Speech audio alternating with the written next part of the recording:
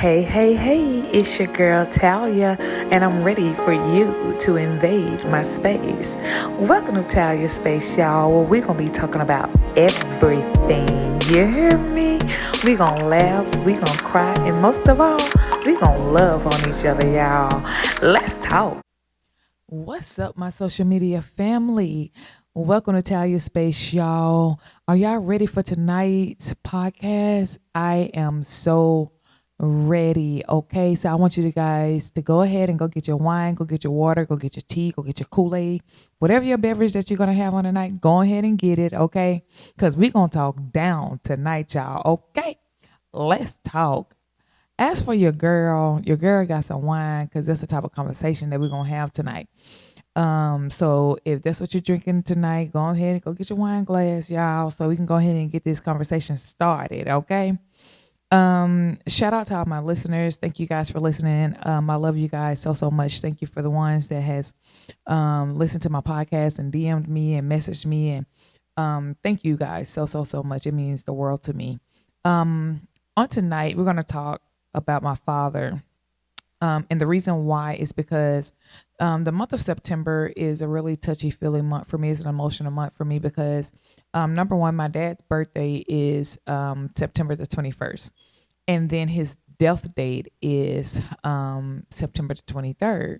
So it's a little touchy feely for me and my family for the month of September. It kind of get rough for us, and we all check on each other, try to battle it out, but it's hard. It gets hard.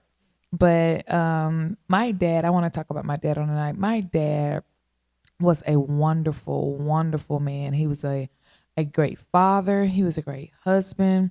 And most importantly, he was a great man of God. Okay. My dad was called the Walking Bible, y'all. And that was because he memorized the Bible from Genesis to Revelation, like no joke. You could ask him anything in the Bible, where to go, where to find it, and he could tell you the scripture, the verse, I mean, the book, everything. He could tell you whatever you needed to know. I used to always ask him, Daddy, where do you find this? Where do you find that? And he will point me into the right direction to the exact scripture that I needed. And that was just who he was. He studied that Bible day and night and night and day. He did that.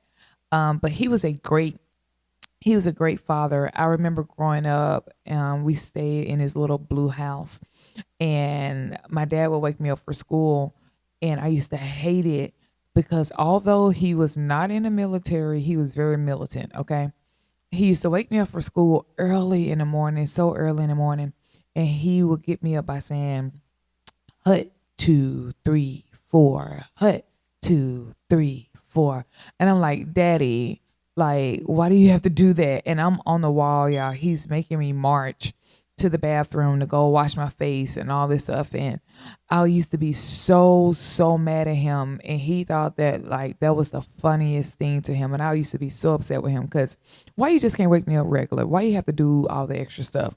But that's what he did. And that was a great memory of him. And y'all, like my nieces and nephews, they are always scared of daddy. Like their parents, my siblings, first of all, my siblings are way older than me, so their children are kind of like my siblings, and so they would call dad whenever their children was acting up in school, and that was the most scariest thing for all of his grandchildren. You do not want granddaddy to come up there to their school. And so he used to keep this long switch, y'all. It was like a switch that would like just wrap around.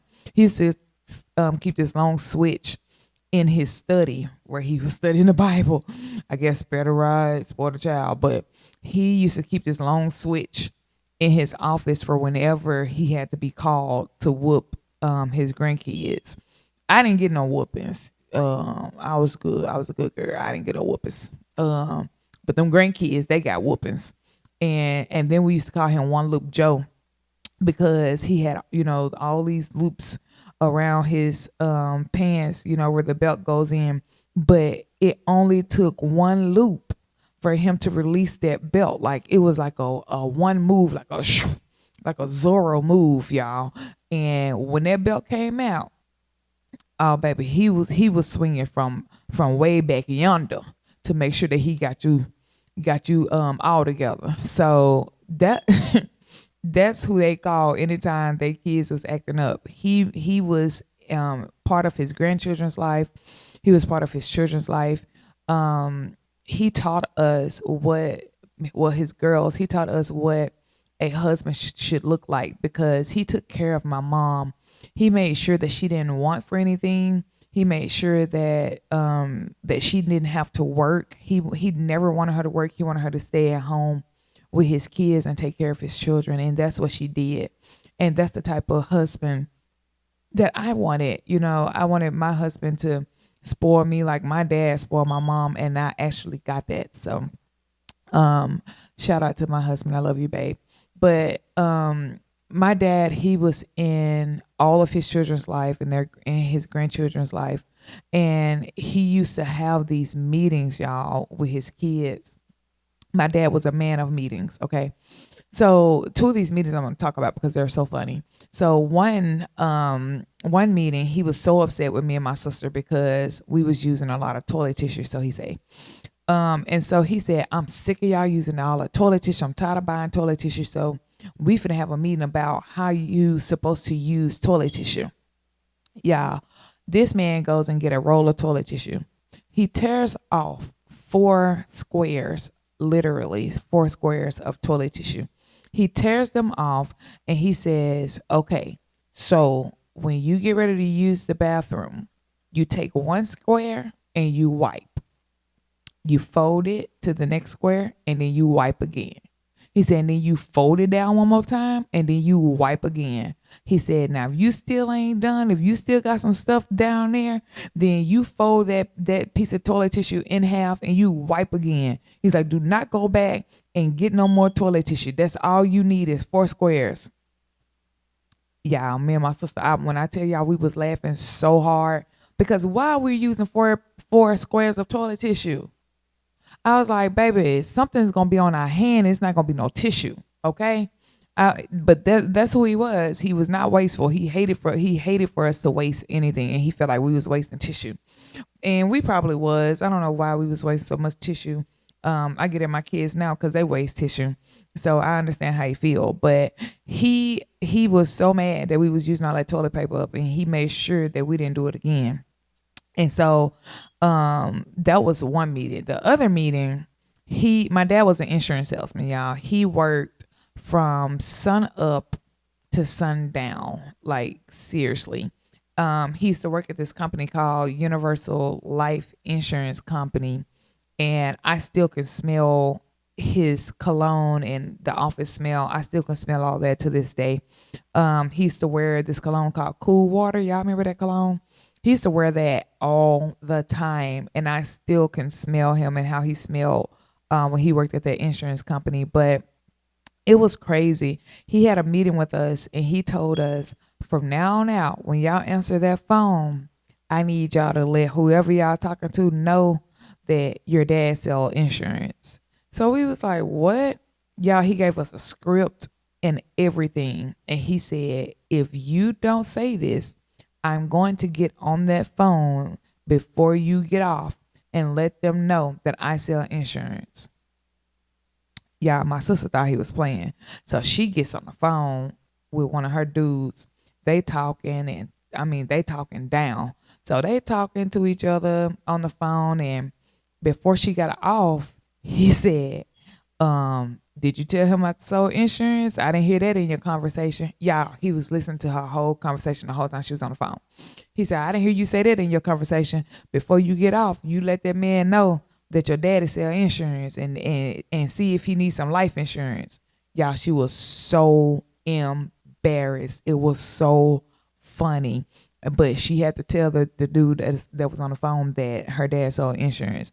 Me, I wasn't getting on the phone because I knew he wasn't playing. You weren't finna embarrass me because he embarrassed me enough. We would go into stores, grocery stores, y'all. My friends working at the grocery stores, he would stop. They call him the insurance man. He would stop at the grocery store while we're checking out and ask them, do their parents need life insurance? I'm like, Daddy, I go to school with these people. He didn't care. He had no care in the world. All he wanted to do was sell their life insurance, and he sold it. Okay. So my friends would call him the insurance man. Tell your dad an insurance man? Yeah, he the insurance man. But he loved to work. And I think that's a good quality to have as a man, okay? And as a daughter, it was a good quality for me to see my dad have as a man, and for him to work and as work as much as he did. I didn't see him all the time because he worked a lot. I saw him mostly on the weekends and probably late at night when he got home from work. But it just let me know that he was going to do whatever he needed to do to take care of his wife and his children, and he did that. Okay. I don't know about you guys, but daughters, we need that father figure. We need our fathers in our lives. And shout out to all the good dads and the dads that have daughters. We really need that father figure in our lives. I don't know what I would have done if I didn't have my dad in my life. He taught me a lot of things. He would tell me all the time, you don't depend on nobody. I don't care who it is. And don't you ever depend on no man to do anything for you. You get it yourself. And I stood by that, never letting a man do anything for me because my dad said not to. Okay. Yeah, my dad ran away so many of my boyfriends because he just wasn't going. There was a certain standard that he set for his daughters that he wanted. And if you didn't meet that standard, he was going to let you know. That one thing about my dad, he was a straight shooter. He wasn't going to sugarcoat it for you. It was going to be harsh, whether you liked it or not. He was going to tell you whether it made you mad, whether it hurt your feelings. He didn't care. That was just the person he was. So I know one of my boyfriends, he told them that he told them he was dumb and stupid. He said, I would never in my life let you marry my daughter. He said, and I'm going to make sure as long as I have breath, I'm going to see to it that she never marries you. And I was in shock. I don't know why I was in shock because it was my dad. That's what he did. But I was in shock because I was like, why would you do that? But he wasn't the one for me. He really wasn't. So my dad knew that. He knew things that I didn't know. Fathers, they know stuff that we don't know. He knew that because when I did meet my husband went to my dad and asked for my hand in marriage, and he told him yes. I didn't know that my husband went and asked my dad for my hand in marriage, and I'm kind of glad I didn't know because I probably would have been so scared that my dad would say no. But he told my husband yes, and that was like the best thing that ever happened to me. And when we were getting married, I told him, I said, Dad, all I want you to do is walk me down the aisle. That's all. I don't want you to have your cane or anything like that. I'm going to hold you up. And he said, okay. He said, okay, baby girl, if that's all you want, then I'll do that. And so we were getting married. I'm getting ready to walk down the aisle. And before the doors of the church opened, I said, Dad, are you ready? And he said, yeah. You ready? I said, yeah, I'm ready. So we're walking down the aisle, y'all. I'm struggling to hold him up because first of all, my dad is like so tall, probably like 6'1", 6'2". He was so tall and I'm 5'7". So he's like leaning over on me and I'm like propping him up, walking down the aisle. But I didn't care because all I wanted was for my dad to walk me down the aisle. I didn't care about anything else. And so he did that. He walked me down the aisle. He gave me away. And then at the reception, we did our father-daughter dance. And it was so funny because I said, Daddy, we're going to dance together. I said, I'm going to hold you up, but you got to dance so the photographer can take the picture. And he said, okay. So he gets up to dance with me, and I'm holding him up, and he's yelling at the photographer, take the picture, take the picture. So the photographer takes the picture. I said, Dad, he took the picture. He's like, okay, take me back to my seat so I can sit down. And I took him back to his seat. He sat down and ate his food or whatever, and then he left. But that was the best thing that he could have ever done for me before he left this earth, is walk me down that aisle and give me away to my husband. He was so happy that I found someone that actually loved me and loved me like he loved me, and would treat me like he treated me as his daughter. And I'm so happy and so grateful for his wisdom. I didn't always take his wisdom. Let's get that straight. There was a lot of times I didn't take his wisdom that I wish I had of. Because you know how we are as girls. I felt like my dad just didn't want me to be with anybody, that he was just being hard and he was being strict, but he really wasn't. He really was looking out for his daughter. And I didn't understand that until I got grown. Then I realized that he was really trying to prevent me from going through some things that I went through that I didn't have to go through. Okay. Let's get that out there. So, daughters, if your dad is telling you something, please listen, because I wish I could listen, to my dad, and I wish he was still here to even give me insight now on just life. He had so much wisdom and so much knowledge. It was crazy that people would they would just come to him and ask him anything, and they would call him on the phone, and he had so much wisdom and so much knowledge. Till, first of all, if you didn't want to hear the truth, then don't go to him. That was just something that he didn't tolerate. He wasn't going to lie to you, and he wasn't going to sugarcoat it. So if you didn't want to know the truth, he was the wrong person to go to. But like I said, he taught us what a husband should be like. And in his journey with diabetes, that's what he died from. He had diabetes, and it's a generational thing. His mom and dad had it, his siblings and stuff like that. And so the diabetes had taken a toll over him. And me and my sister, we started taking care of him. We started helping my mom take care of him when we was in Texas. And I'll never forget, he started losing his eyesight. And so he was driving. We were on our way. First of all, he was always eating stuff he had no business eating. But we were driving to Waffle House, and I'll never forget, we was on the wrong side of the road. We was on the side of the road of the oncoming traffic. And I'm trying to whisper to him and tell him, I'm like, Dad, we're on the wrong side of the road. And he's like, huh? I'm like, Daddy, we are on the wrong side of the road. And he says, what? I'm like, Daddy, we're on the wrong side of the road. And he was like, well, why you didn't say nothing then? Over there whispering. If anybody know my dad, it's funny how he talked, because he's like, his voice is so stern. I was like, well, I was trying to tell you, but I didn't want to scare you. So we make a U-turn, get on the right side of the road, go to Waffle House, and he said, well, you drive us back home. So I drove back home, and I knew then that, we probably was going to have to start watching him. And so after that, like a couple weeks later, we get a call that he was in a car accident. And so me and my sister was up the street, and again, he was at a restaurant eating something he had no business. And so we get the call saying that he's in a wreck. So we are running down the street. Me and my sister, we're running down the street, and we see his car is totaled and the ambulance is there. So we're freaking out, and we get in the ambulance with him. And I said, Daddy, are you okay? He said, oh, I'm okay, babe. I said, are you sure you're okay? He's like, yeah, I'm okay, baby girl. He had blood running down his face, but he just wanted to make sure that his daughters was okay, because he knew that we was going to act a fool if he wasn't. So he just told us that he was okay, and we went to the hospital, and the doctor told us that he was going blind.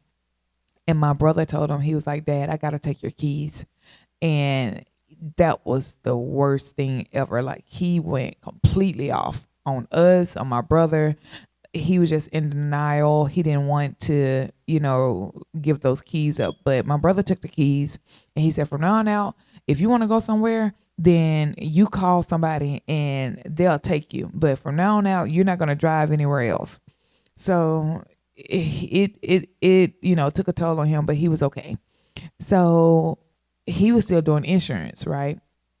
And so he didn't want to call me to take him anywhere because at this time I was scared to drive on the interstate. And so because of that, he did not want to ride with me because I was taking all the back roads. And so it would take him an extra hour to get to his appointments, which made him late.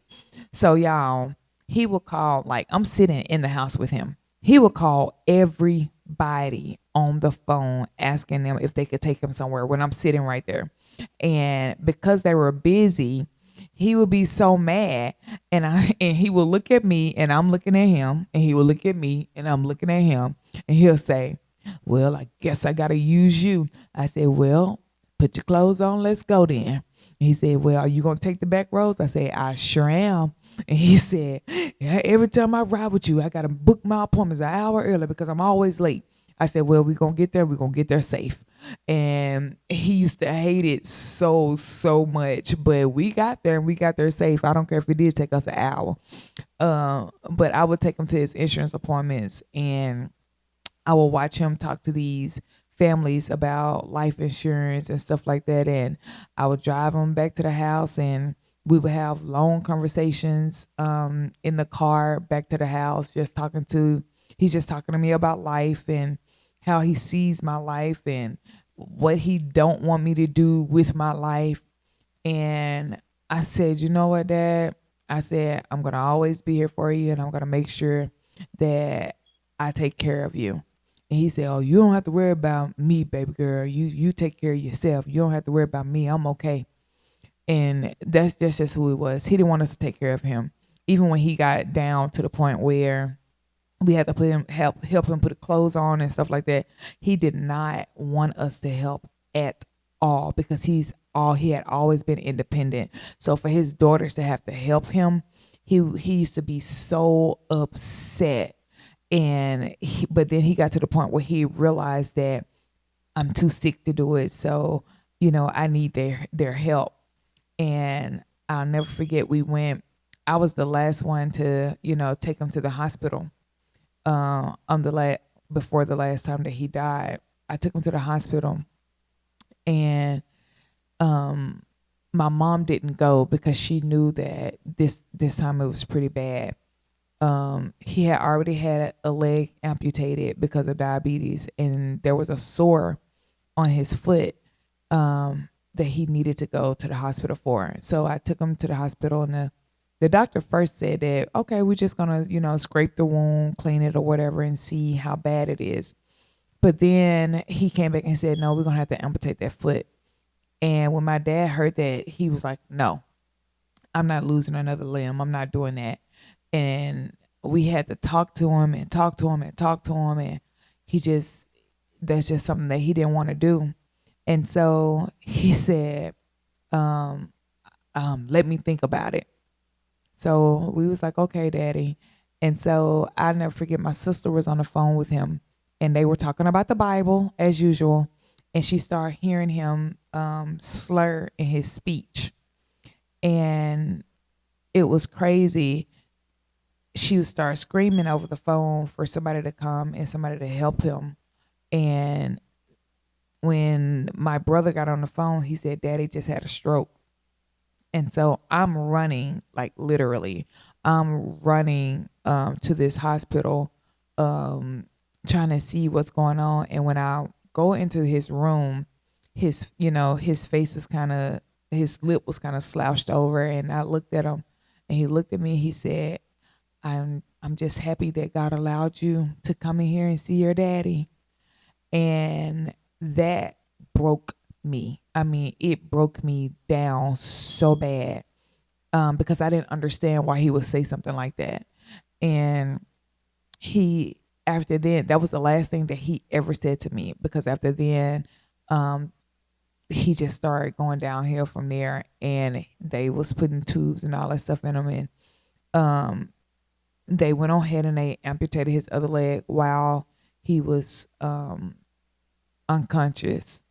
And we knew that that's not something that he wanted, but for health's sake, we went on ahead and did it. And they shipped him over to another hospital where he passed. And but while we was there, I was going to this hospital every day, every single day. And on his birthday, me and my sister, we went in there and we sung happy birthday to him.